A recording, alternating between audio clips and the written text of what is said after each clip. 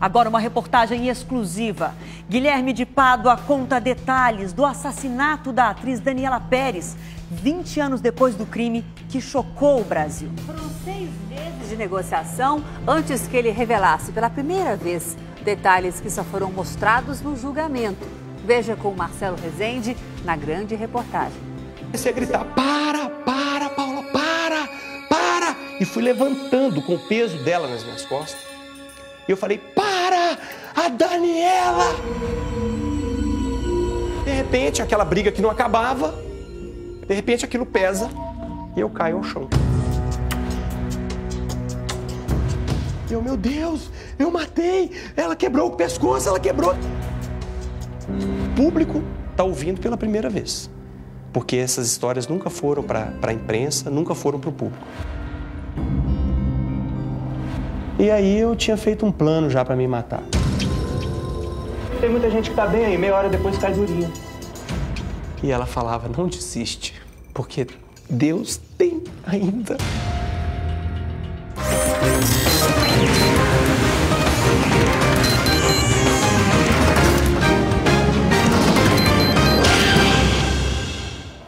A Paloma quer falar com você. Comigo? É, com você. Daniela era Yasmin, a estrela de corpo e alma. O par romântico dela era o motorista de ônibus Bira.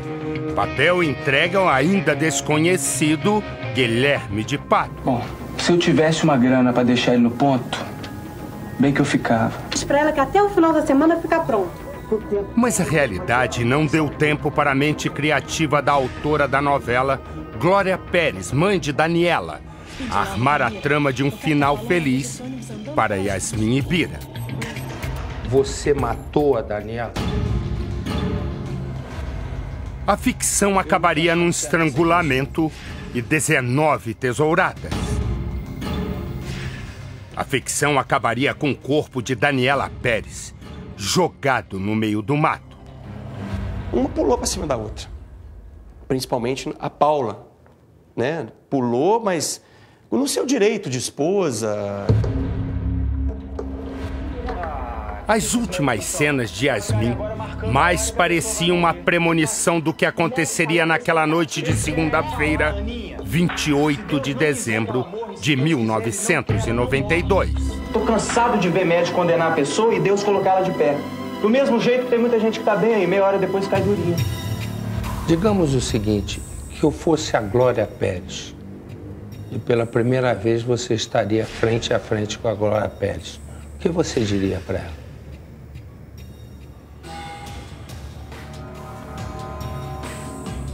Cara... Guilherme de Pádua tinha certeza de que teria todos os holofotes com o sucesso de Bira. E realmente, todas as luzes e todos os ódios voltaram-se para ele. Luis for Guilherme de Pádua and Paula de Almeida Thomas. Depois de 20 anos, Guilherme vai falar. Não é um assunto que eu gostaria de tocar, porque é muito íntimo, mas... hoje nós estamos aqui para falar de tudo, né?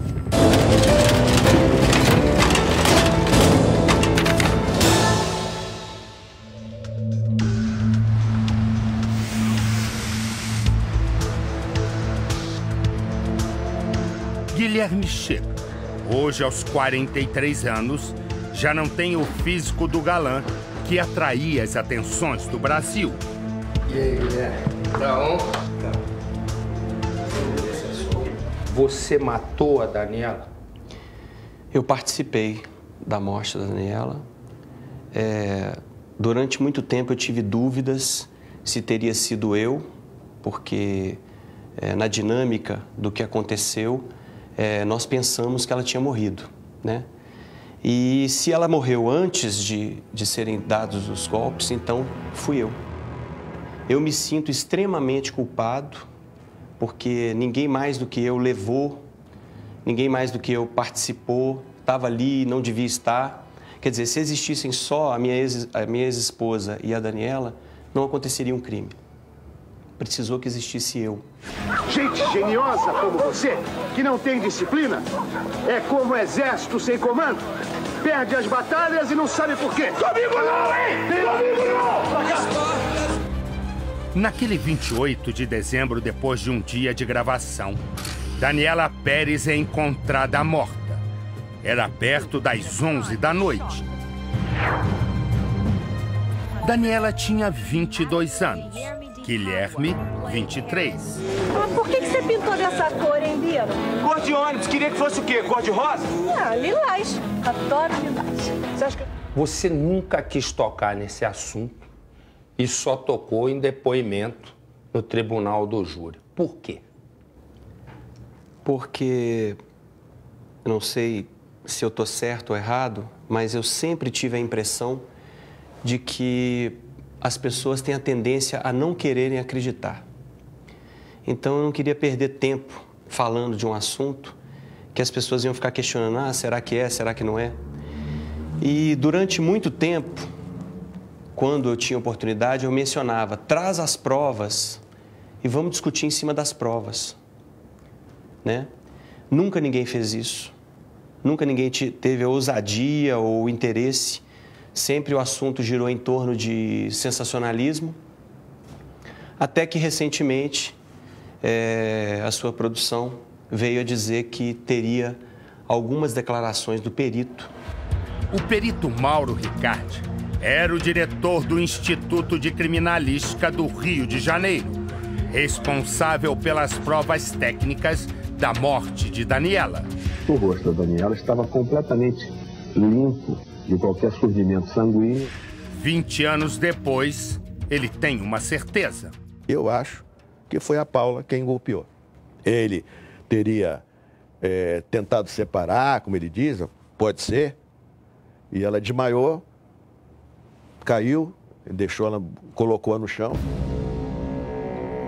Em nenhum momento eu reivindiquei, eu sou inocente, eu não me falem, nós estamos fazendo uma injustiça. Eu tinha consciência de que havia um crime, que tinha que haver uma punição. No dia da gravação, o que você lembra?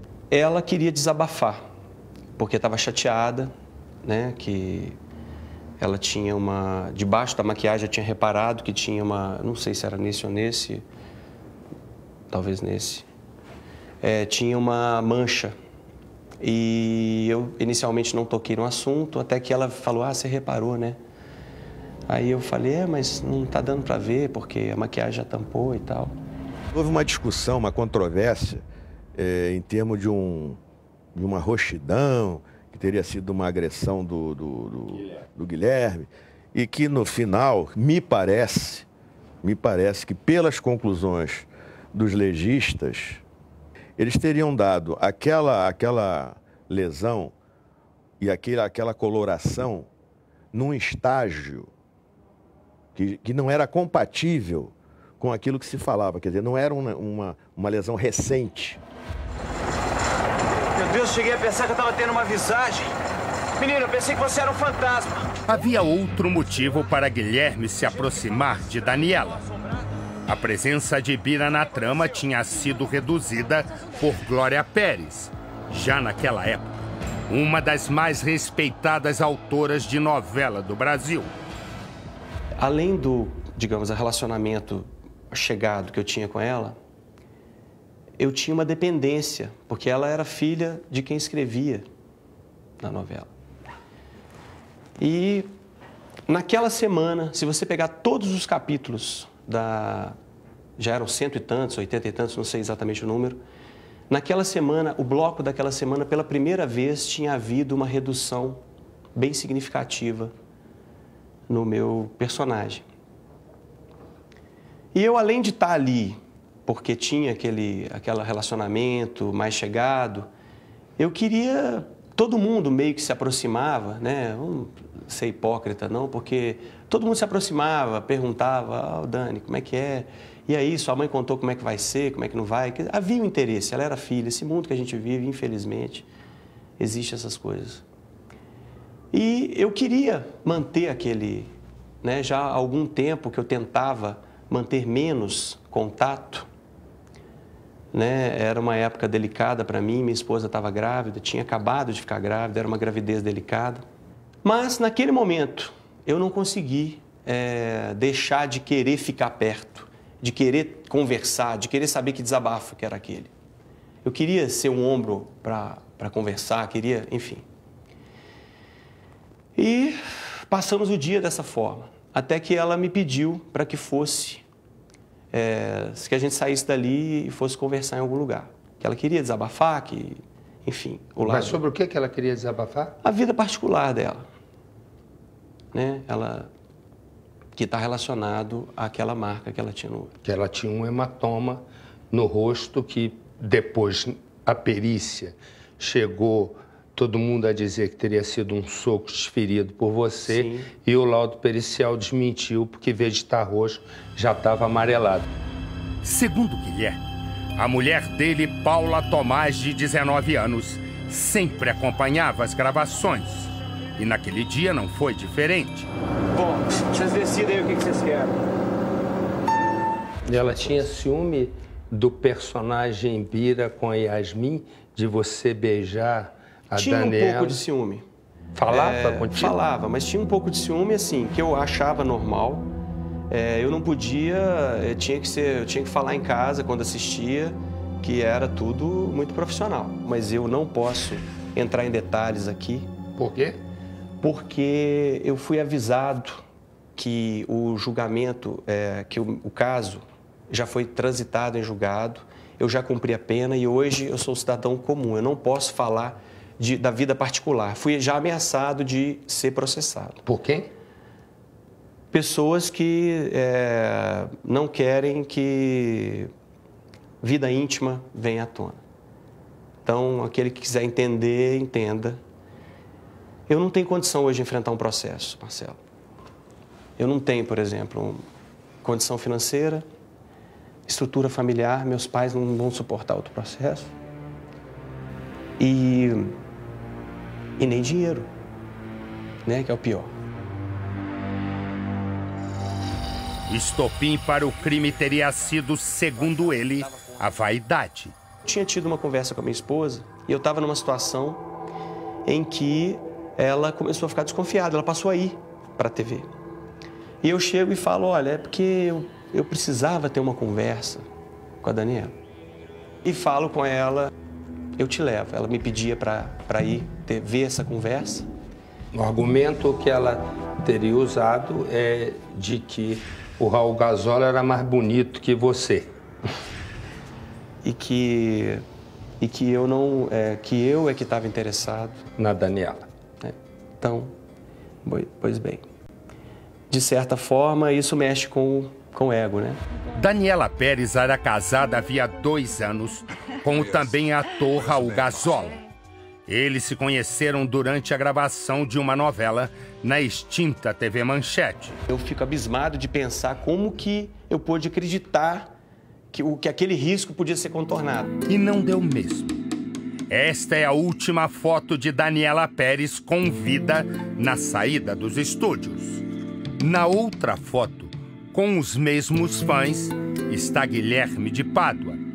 Muita gente fala assim, esse crime foi premeditado. Mas eu acho muita burrice alguém que está planejando um crime deixar tanta pista de que estava com a pessoa a qual ele pretende cometer um crime. Na época, a acusação diz que Guilherme deu um soco em Daniela e assumiu a direção do carro dela, este Escort. Na frente do posto de gasolina, eu fecho o carro dela. Nós descemos, eu e ela desce do carro e eu também desço do carro. Essa é a cena que a acusação pinta. E nós discutimos com palavrões e eu dou um soco nela. Ela cai, eu a pego nos braços na frente do posto de gasolina. Coloco-a no carro dela, no banco do carona. Eu tomo a direção do carro e sigo. E o carro onde eu estava, a minha ex-esposa toma a direção e me segue. Mas Guilherme diz diferente. Os dois teriam ido calmamente, cada um em seu carro, até o local do crime, a Avenida das Américas, na Barra da Tijuca. A perícia confirma. Não havia sinais de que ele tivesse entrado no carro de Daniela. No carro da Daniela Pérez tinha alguma presença do Guilherme de Pádua, digital, pelo? Não, nós não encontramos nenhum vestígio, nada que indicasse, mesmo que microscopicamente, a presença do Paulo do Guilherme naquele carro. Quando nós saímos, eu esperei mais um pouquinho, parece que ela tinha mais uma cena, não me lembro exatamente quem terminou primeiro, quem terminou depois das gravações.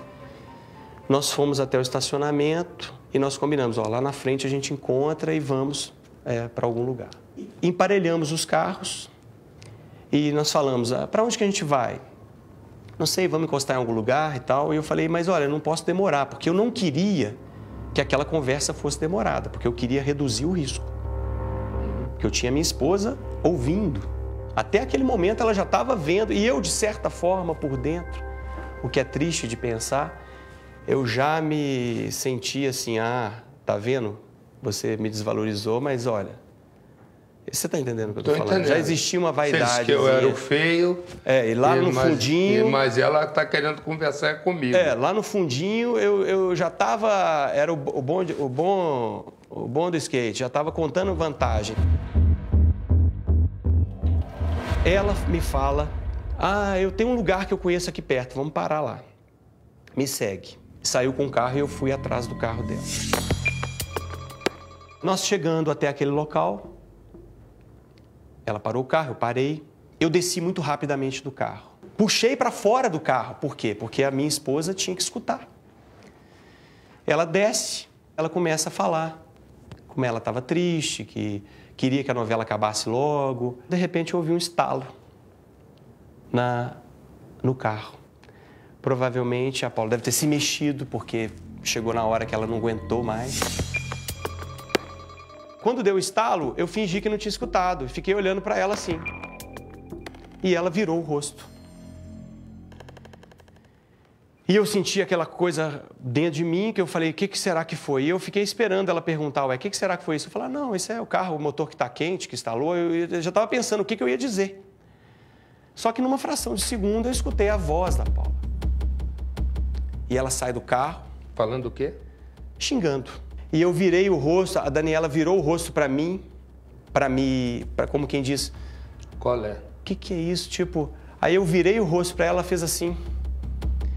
E eu tentei falar alguma coisa e ela já virou o rosto para lá, para olhar. Porque havia umas palavras que estavam sendo ditas. Ofendia você ou ofendia a Daniela? Era coisa de mulher, a minha mulher estava brava. E a Daniela tinha um gênio também um pouco mais... Ela era muito pulso forte. E ela fala, o que é? Se enxerga. De repente, a Paula parte para cima dela. Quando ela partiu, naquele milionésimo de segundo que acontece, porque até então eu já estava pensando um texto mais ou menos do tipo, olha, você desculpa, mas sabe como é que é? Mulher grávida é muito nervosa. E ela estava com essa coisa na cabeça, eu ia tentar dobrar a situação. Só que uma partiu para cima da outra. Se atracaram? Uma pulou para cima da outra. Principalmente a Paula. Só que o que eu fiz? Eu me joguei no meio. E como você separa uma briga? Se tiver duas pessoas brigando, você não separa uma briga entrando no meio e separando. Vai para lá, porque as pessoas te rodeiam. As pessoas saem, você não consegue separar uma briga. Você pode ver em qualquer lugar que alguém separou uma briga, alguém pega e segura uma pessoa. Enquanto a outra é empurrada, outra. Às vezes, se tiver dois bolinhos, você não consegue segurar uma pessoa que está partindo para cima da outra. Não, calma, você não consegue. E o meu ímpeto, nesse momento, foi de segurar a Daniela. Então, com uma das mãos, eu segurei a Daniela. E com a outra, segurei e puxei para cá. Eu empurrava o rosto, o peito. Então, a Paula partia para cima e ela tomava um empurrão no peito. E tomava um empurrão na cara, menos na barriga. Eu ficava olhando assim, sabe quando você regala o olho e fala, eu não posso deixar acontecer alguma coisa. Então assim, naquele momento era isso. E cada vez que eu fazia, você imagina o tranco. Eu tinha um físico bastante, digamos assim, forte. De repente, aquela briga que não acabava, eu posso me levantar um instante? Pode levantar à vontade. Tá. De repente, aquilo pesa e eu caio ao chão. Quando eu caio, bato e fico engarranchado no chão com a Paula em cima de mim. por que eu caí ao chão? Se eu esperasse o peso, eu não iria ao chão. Né? E você vai ver, inclusive, marcas. Você vê marca aqui, que foi da força do que... Né? Você vê marca aqui, que eu bati a testa quando eu caí.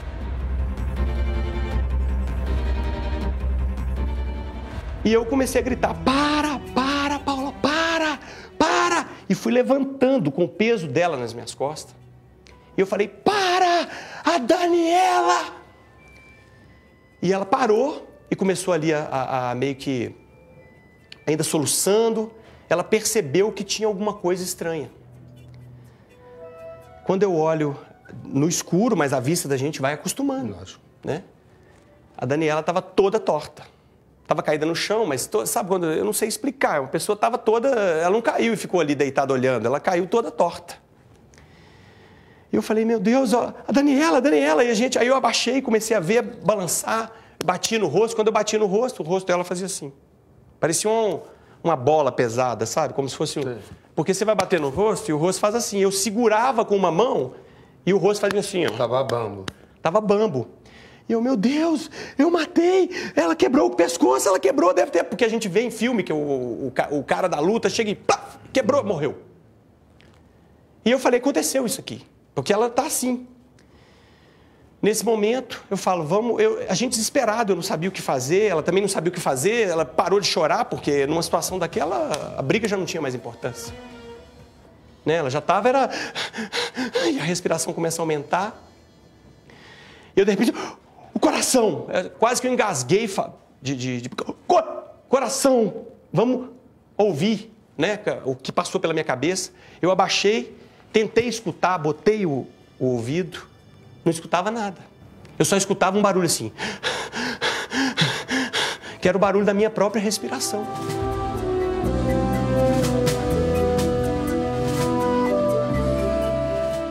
Eu peço para ela, tenta, eu pego o pulso. Eu pegava o meu, porque eu falava, eu nunca testei pulso na minha vida, eu não sei como é que testa pulso. Eu pegava o meu e eu sentia, tuc, tuc, tuc, tuc, tuc, tuc. Pegava o dela, achava que tinha sentido, não sei, não senti, não é nada. Aí eu pedi, olha, porque ela estava talvez menos ofegante do que eu. E a Paula também tentou escutar e olhava para mim e fazia assim. A esta altura, Guilherme pensa que Daniela está morta. Neste exato momento, um carro passa pelo outro lado da avenida. Ele se apavora, com a hipótese de ser flagrado por uma testemunha. Eu comecei a pensar como criminoso. Nesse momento, eu virei bandido. Por quê? Porque eu falei, eu tenho que me safar de um crime. Eu tenho que fazer alguma coisa, porque eu não vou assumir esse crime. Eu vou fugir, eu vou fingir que aconteceu alguma coisa, enfim. Eu não queria admitir aquilo ali. Então, eu puxei ela pelos braços. Só que nessa hora eu comecei a ter tremedeira nas pernas. E eu não conseguia. Ela é leve e eu, com o físico bastante treinado naquela época, não conseguia, porque minha perna estava tremendo. E a Paula falou, eu te ajudo. E ela puxou por um braço e eu puxei pelo outro. Ela caiu com os braços todos estranhos e a cabeça estranha, sabe? Aquela coisa toda desconjuntada. Quem que teria a atitude numa situação dessa de ligar e falar assim, não tinha celular, mas ia até um posto ali de telefone, ô polícia, vem aqui porque aconteceu aqui um acidente, tem uma pessoa morta, é a atriz principal da novela. E fui eu quem matou. E foi eu, foi um acidente, tá? Quem teria, com sinceridade, sabe, eu falo assim, eu chego a duvidar que alguém teria essa coragem.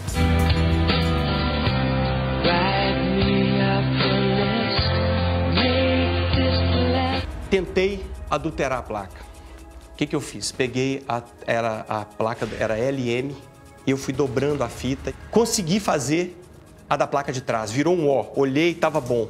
Fui quase que abaixado, sabe quando você anda até abaixado, fui até a placa da frente e comecei a fazer a mesma coisa na placa da frente. Enquanto coloca a fita isolante na placa, Guilherme diz que perdeu Paula Tomás de vista. Fui até o carro, abri a porta e sentei dentro do carro para poder ir embora. Para mim, a Paula estava me esperando para a gente ir embora. Ela não estava dentro do carro. Aí eu olhei assustado, falei, onde é que... E eu vi que ela estava perto do corpo da Daniela. Aí depois você foi lá. Aí eu levantei. Meu primeiro ímpeto foi o quê? Bater a mão nos bolsos. E quando eu vi que ela estava perto do corpo da Daniela, eu falei, ih, acabou, perdemos, não tem mais jeito. Porque eu falei, ela perdeu o documento, ela perdeu uma chave, perdeu alguma coisa que é nossa. A bolsa, e ela está procurando a bolsa no mato, eu falei, acabou, pronto, danou, estamos perdidos. E fui andando na direção dela, batendo a mão nos bolsos, e eu falava, não, minha carteira está aqui, meu documento está aqui. Eu falei, o que ela perdeu? Quando eu chego pelo lado direito, eu vejo no escuro, ela agachada em frente a Daniela, e ela mordia os lábios, fazia... Não era uma coisa que era nervosa, não era...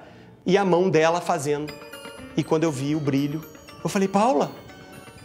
E ela... Aí eu falei, mas o que está acontecendo? Mas eu falei, não vou perguntar nada, vambora, vambora. Eu falei, era mais importante fugir dali, agora não era perguntar aquilo. E nós fomos indo e ela falou assim, a tesoura. Aí eu falei, para mim ela tinha levantado com aquilo na mão. Mas não, ela falou tesoura, aí eu abaixei. Eu falei, aonde? Aonde ela aqui? Aí eu procurei, peguei e levantamos e fomos para o carro. O laudo de necrópsia não falava em destruição de ióide ou alguma coisa que caracterizasse uma morte por asfixia. A conclusão que os legistas chegaram é que o óbito se deveu em função dos golpes que ela sofreu, principalmente no coração, uma área sensível, que pela quantidade e profundidade dos golpes, gerou uma hemorragia violentíssima. Mas por que Paula teria atacado Daniela com uma tesoura? Segundo Guilherme, para dar vida a um falso álibi, criado a partir do transe pós-crime. Eu perguntei, Paula, por que foi isso? O que você fez? Eu não estou entendendo. Ela falou assim, não, isso é para eles pensarem que foi algum fã maluco. Porque fãs malucos fazem isso. A tesoura, segundo Guilherme, foi levada por Paula sem que ele soubesse. Fomos na avenida e aquela avenida ali é próxima ali da praia, né? Só você quebrar. Eu joguei a tesoura ali no chão do carro. O que nós encontramos no carro do Guilherme foi para o laboratório e determinou-se que era sangue humano. Desci do carro correndo, peguei no chão a tesoura, isolei longe. Voltamos para casa. Jogou na praia? No mar. No mar. Com toda a força que eu tinha. A primeira ligação seria de um amigo de Daniela. A segunda, de Glória Pérez, a mãe de Daniela. Um amigo falando que a Glória estava desesperada e se eu sabia de alguma coisa, eu falei, não sei de nada. E a Glória, quando você falou com ela? Ela falou a mesma coisa. Você foi o último a estar com ela, você não tem notícia? Eu falei, não sei de nada. Uhum. E aí você dormiu? Não. Não dormi, não. Não dormi até outro dia. Sei lá, devo ter ficado uns 3 dias sem dormir. Aí você foi encontrar a Glória primeiro, no local do crime? Não, nunca encontrei a Glória. Nunca. Jamais encontrei ela. O que Guilherme faria se ficasse hoje cara a cara com a autora de novelas? E pela primeira vez você estaria frente a frente com a Glória Pérez. O que você diria para ela? Já ele vai revelar. Já o encontro com o marido de Daniela, poucas horas depois do crime, Guilherme jamais esqueceu. Quando eu cheguei na delegacia, indo para o prédio da delegacia, atravessa a rua o Raul Gazola, aos prantos, chorando, e me abraça. E eu me senti assim, a pessoa mais podre do mundo, e eu fiquei sem ação, e ele falando, não sei o que aconteceu, e ele em cima de mim, eu sem dar uma palavra, eu não tinha relacionamento com ele. Ele estava se apoiando em qualquer pessoa que estivesse na frente. Estas são imagens raras. Foram feitas por Raul Gazola durante as férias do casal nos Estados Unidos. Veja a data: 29 de dezembro de 91. Exatamente um ano depois, dia 28, Daniela Pérez seria morta.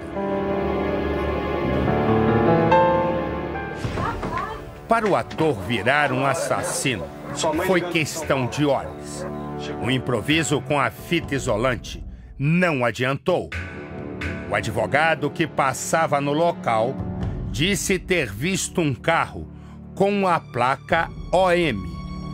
A polícia, logo depois, foi até a Taikon, o estúdio de gravações de Corpo e Alma. Pediu a relação de todos os carros que estavam estacionados durante o dia.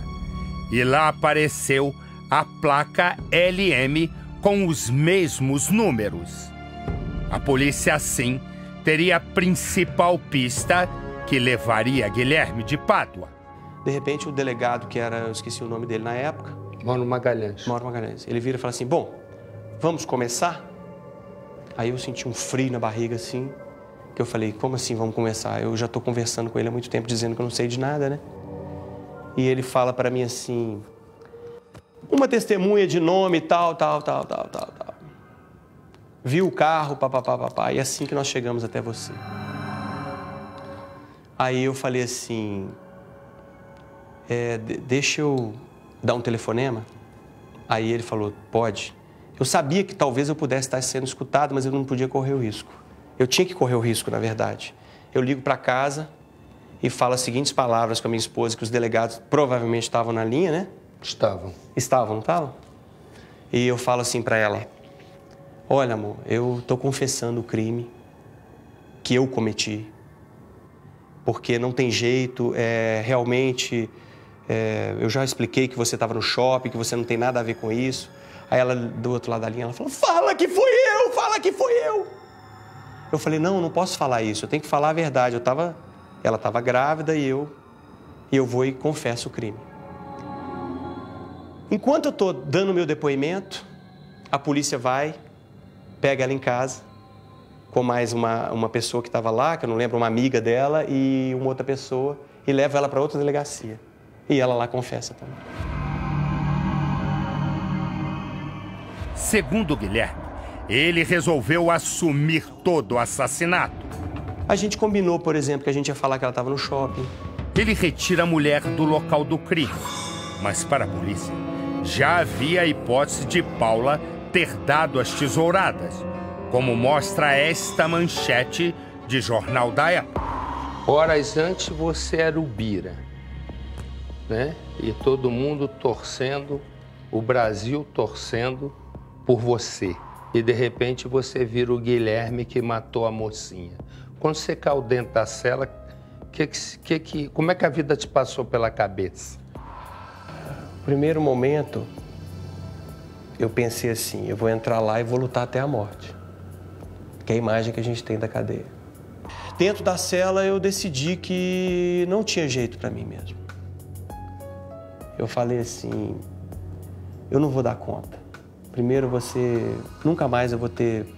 Todo mundo vai me acusar pro resto da vida, eu não vou ter mais espaço, eu não vou ter mais lugar para viver. Se eu não morrer na cela, lá fora, eu não vou ter como ter nada mais, acabou tudo. E aí eu tinha feito um plano já para me matar. Eles tinham me deixado com a calça jeans, com a camiseta, o chinelo, e eu planejei que eu ia pegar a perna da calça jeans e amarrar no meu pescoço, ia fazer uma espécie de um laço com a outra perna, e tinha uma torneira dessas de registro, que é a torneira forte, que ficava no canto da cela, e que eu tinha como se fosse um ressaltozinho no murinho. Então eu já tinha planejado que eu ia pisar naquele ressalto, me pendurar na torneira, pegar a alça da calça e soltar o meu corpo. Só que nesse momento, a cadeia começa a faltar água e os presos começam a botar fogo em tudo. No dia seguinte, Guilherme diz ter recebido uma carta de uma idosa. O recado lhe deu forças para continuar. Essa velhinha passou com a cesta de café brilhante, com a cesta de café cheia de guloseimas, no meio da multidão gritando, mata! Desgraçado, assassino! E ela com a cesta de café da manhã. Quando eu abro a carta e começo a ler, ela falava assim, não desiste não, porque Jesus te ama e tem chance para você. E eu estava procurando a maldade na carta.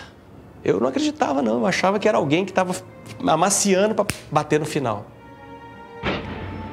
E ela falava, não desiste, porque Deus tem ainda uma... Enfim. Os peritos começam a trabalhar.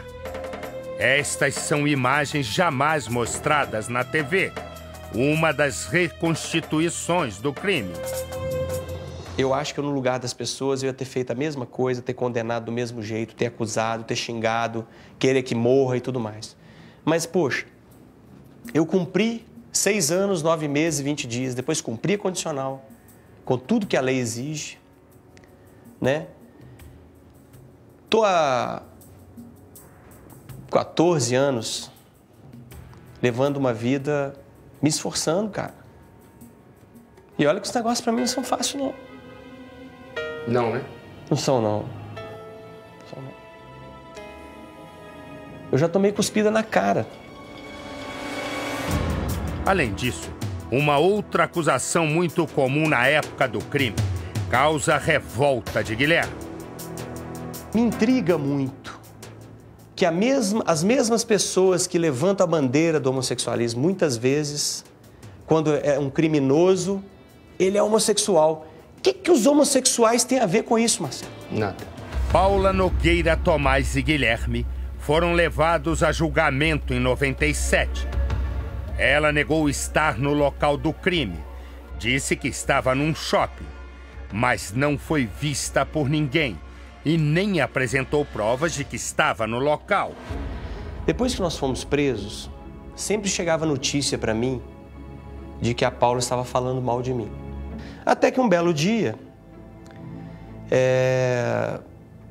sai no jornal, a primeira página, um repórter com uma câmera escondida entra na cela e vê Paula falando mal de Guilherme. E eu realmente fiquei muito magoado com aquilo. Chamei a imprensa, pode convocar aí, uma sala na delegacia ficou lotada, não coube lá na carceragem, tiveram que levar para uma sala na delegacia. E aí eu falei, se ela quer tanto falar com a imprensa, pergunta o que ela estava fazendo no local do crime. Guilherme de Pádua, em depoimento, diz que Paula deu as tesouradas sozinha e que Daniela tinha ido com ele até lá por vontade própria. Paula Tomás foi considerada coautora do crime. Ela foi condenada a 18 anos e 6 meses de prisão. O ator pegou 19 anos. O homem normalmente, no meu entender, pela experiência que eu tenho, o homem normalmente, quando ele vai matar, ele dá 2, 3, acabou. Agora, 1, 2, 3, 4, 5, 19 estocadas, né? Me pareceu que a coisa seria assim, de uma mulher com raiva, com muito ódio. O casal se divorciou ainda na prisão, depois da mudança de versão de Guilherme para o crime. O filho de Paula e Guilherme, hoje com 19 anos, nasceu na prisão. Os assassinos saíram da cadeia em 1999, antes de cumprir 7 anos de pena. Motivos: réus primários com bom comportamento. Você acha que você ficou marcado para sempre? Tem menor dúvida. Você tem dúvida disso? Você tem dúvida que eu fiquei marcado? Não, não tenho. Paula Tomás hoje mora neste prédio em Copacabana, no Rio de Janeiro. Casou de novo e retirou o Tomás do sobrenome. São 7 horas da manhã. Nossa equipe espera pela saída dela do prédio. Paula Tomás acabou de sair do prédio. São 11 da manhã quando ela aparece. Paula entra nesta copiadora. Na volta para casa, tentamos falar com ela. Oi, Paula. Tudo bem? A gente é da Record, gostaria de dar uma palavrinha com você. Ô, Cláudio! Guilherme também se casou pela segunda vez. Depois de cumprir pena no Rio de Janeiro, Guilherme voltou para Belo Horizonte, onde mora até hoje. É frequentador assíduo desta igreja batista, onde também trabalha com informática. O que representaram para você esses quase 7 anos de cadeia? A minha vida, de fato, só começou no dia em que eu aceitei e que eu vi que eu precisava entregar minha vida para Cristo. Hoje, se você pergunta assim, você queria voltar no tempo? Eu falo com você, queria e não queria. Queria porque eu queria consertar os meus erros. Mas eu sinto um medo muito grande de eu, na vida que eu levava, eu jamais ter encontrado a fé. Digamos o seguinte, que eu fosse a Glória Pérez e pela primeira vez você estaria frente a frente com a Glória Pérez. O que você diria para ela?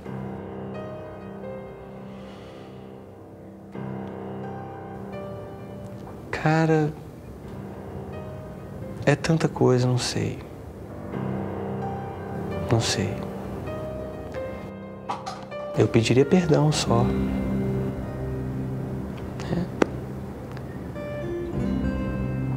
Não tem como fazer nada por ela. Eu não tenho esse poder de fazer nada que possa... Eu sou a pessoa que fez mal a ela. Entende?